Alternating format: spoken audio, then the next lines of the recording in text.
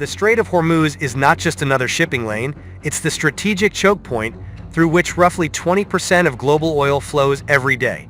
Now, rising tensions between Iran and the United States have turned those narrow waters into a potential flashpoint for confrontation again. Recent Iranian naval drills, fast patrol boat encounters, and live fire exercises, all with U.S. warships nearby, hint at a showdown with major consequences. Now we break down Iran's naval power moves, why Tehran is using the strait as its battlefield advantage, and what this means for U.S. naval dominance.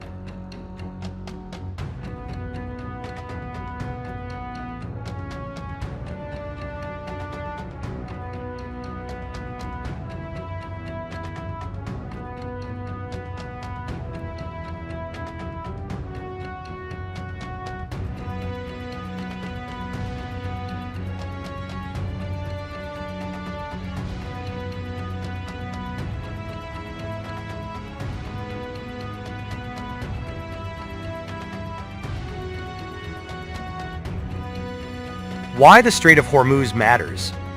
At its narrowest point, the strait is only about 21 nautical miles wide, a funnel that makes it both a vital energy corridor and a strategic pressure chamber. Any disruption here can spike global oil prices, trigger shipping slowdowns, thrust regional economies into shock, create a geopolitical crisis overnight. For Iran, it's not just geography, it's leverage. In early 2026, Iran's Islamic Revolutionary Guard Corps, IRGC Navy, announced live-fire naval drills in the Strait of Hormuz. According to official statements, these exercises were scheduled just as U.S. naval presence in the region surged, including the aircraft carrier USS Abraham Lincoln and companion warships. Iran framed these drills as a demonstration of control over its home waters. U.S. Central Command responded by urging Iran to conduct the exercises professionally and avoid unsafe actions around U.S. ships, highlighting the risk of accidents or miscalculation.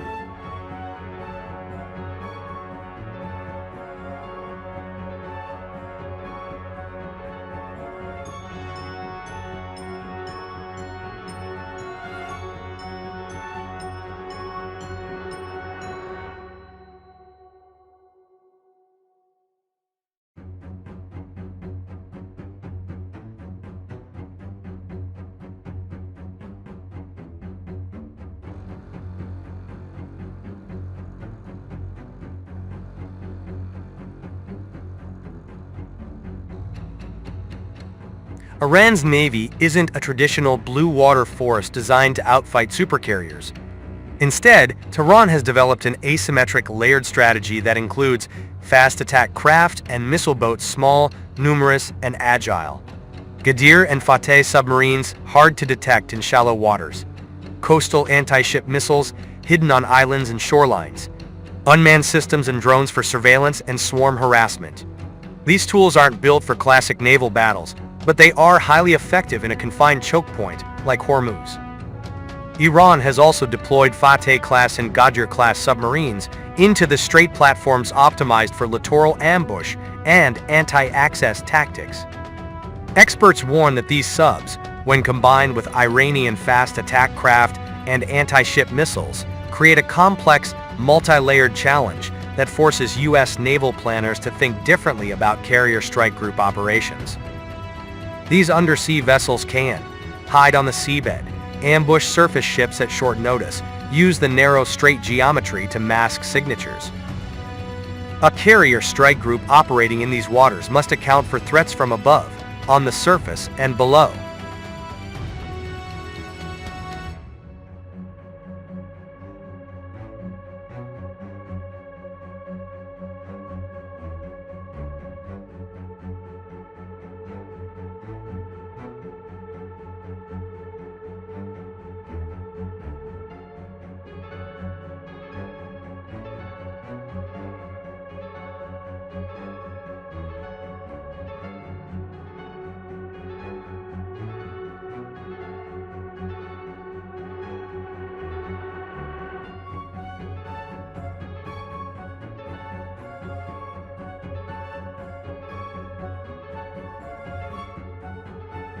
In response, the United States has been reinforcing its presence in the region, deploying additional warships, air defense assets, and amphibious forces under the banner of deterrence. The U.S. Fifth Fleet is also integrating unmanned systems, manned ships, and aircraft to improve maritime security and counter Iranian naval tactics. But this also underscores how seriously Washington views the threat posed by Iran's maritime strategy. This posture reflects two key imperatives. 1. Protect freedom of navigation. 2. Prevent any attempt to disrupt global oil flows. Iran's approach in the strait is designed to be political and economic, not just military. By demonstrating the ability to conduct live-fire exercises right beside U.S. naval forces, deploy fast attack vessels assertively, control access to one of the world's most important oil choke points, Iran projects strategic deterrence, signaling that it can raise the price of a broader conflict far beyond the battlefield.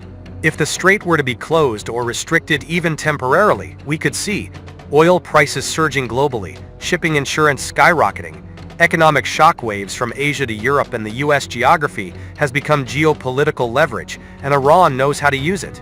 Do you think Iran can successfully deter U.S. naval power without triggering a wider conflict? Or does the presence of a U.S. armada ultimately neutralize Tehran's maritime leverage?